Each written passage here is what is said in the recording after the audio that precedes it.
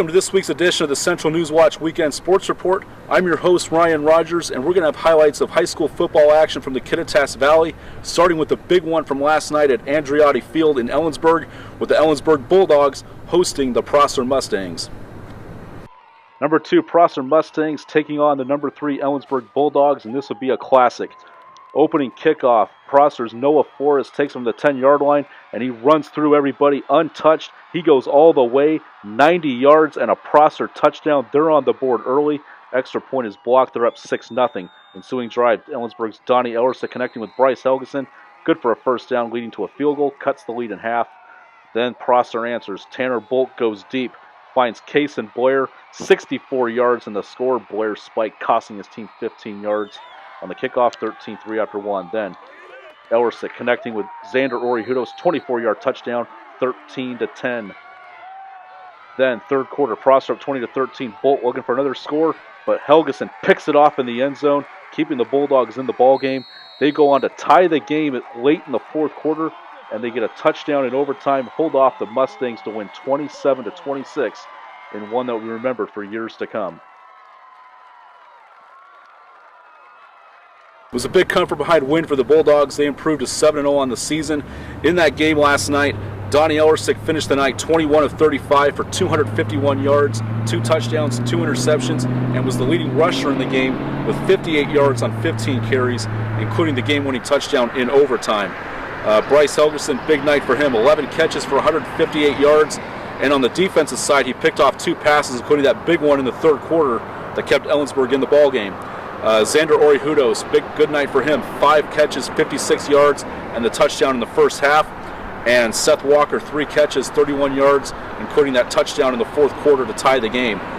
For Prosser, Tanner Bolt threw for 305 yards and 3 touchdowns, picked off twice. And Case and Blair, 6 catches for 149 and 3 touchdowns. The Bulldogs will be on the road this coming Friday night to take on the East Valley Red Devils. And speaking of the Red Devils, they were at home last night hosting Toppenish. East Valley and Toppenish in a battle of CWAC foes on the Red Devils' home turf. Looks like Toppenish is going to get the early strike as Cesar Ramirez runs down the field.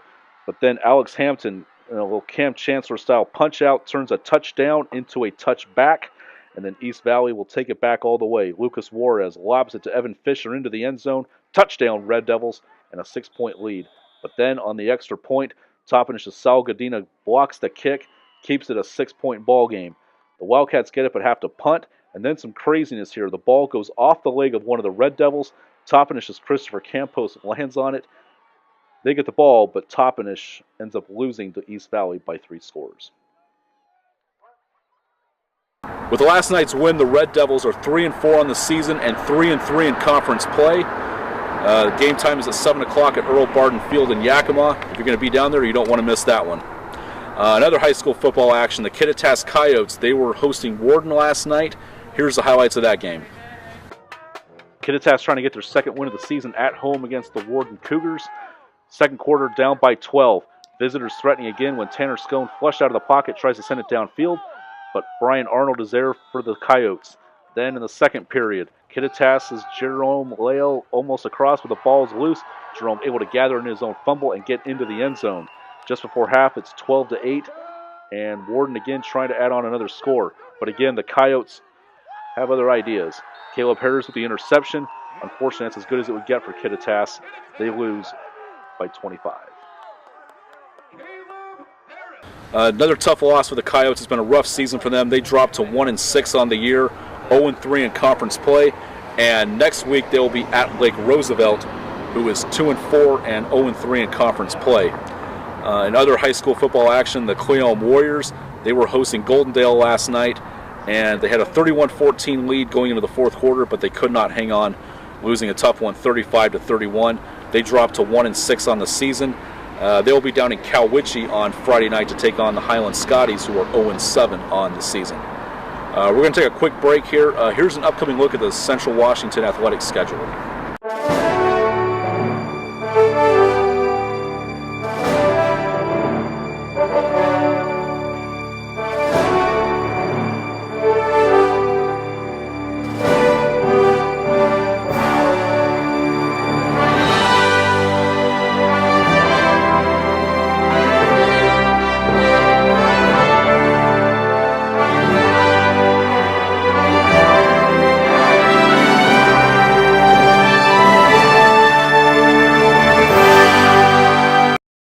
Welcome back.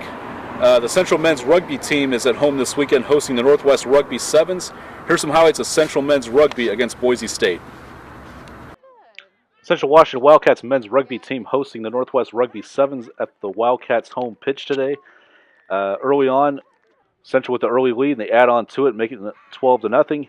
After this little play here, the Wildcats wanted to add on, but nothing quite on that one. But then another score here by the Wildcats, an easy try. They were up 17-0 at halftime. Then in the second half, a little more of the same. Wildcats get the ball off this kick, and they're going to take this one all the way for a try. It was a great day for the Wildcats. One of 3 victories on the afternoon. This one defeating Boise State by a final score of 40-5.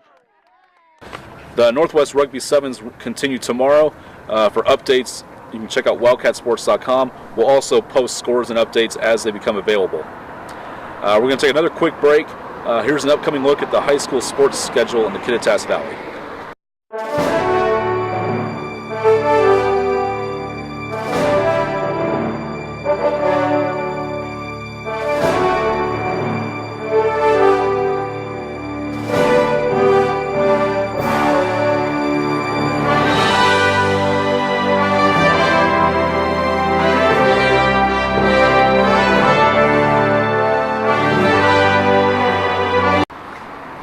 Welcome back to the Weekend Sports Report. As we mentioned last week, most of Central's varsity sports are on the road. We did make the mistake about the men's rugby team, and we do apologize for that mistake. But the rest of the varsity sports were on the road this weekend, and let's take you to the scoreboard. In football today, the Central Washington Wildcats losing on the road at Western Oregon 31-25. They dropped to 3-4 on the season, 1-2 in conference play. But a win next week can get them back to within a game of first place. In women's rugby on the East Coast, the Central Washington Wildcats defeating Norwich 66-17 to improve to 4-0 on the season. They play again tomorrow. In women's soccer, the Central Washington Wildcats on the road defeating Northwest Nazarene 2-1 to get their 5th win of the season, and 3-5 in conference play. In women's volleyball, the Central Washington Wildcats tonight defeating St. Martin's in 3 games. They are 12-5 on the season, 8-2 in the GNAC, tied for second place. Welcome back to the Weekend Sports Report. As we mentioned earlier in the schedule, most of Central's varsity sports are going to be at home next weekend, with the exception of volleyball and cross country. We'll have highlights next week of the Central football game against Humboldt State, soccer highlights against Simon Fraser, and rugby highlights against BYU. We'll also have high school football action, Ellensburg, East Valley, Clay Elm at Highland, and maybe some other things along the way. Until then, that's going to wrap up this week's edition of the Central NewsWatch Weekend Sports Report. I'm Ryan Rogers. We thank you for watching. Have a great rest of the weekend.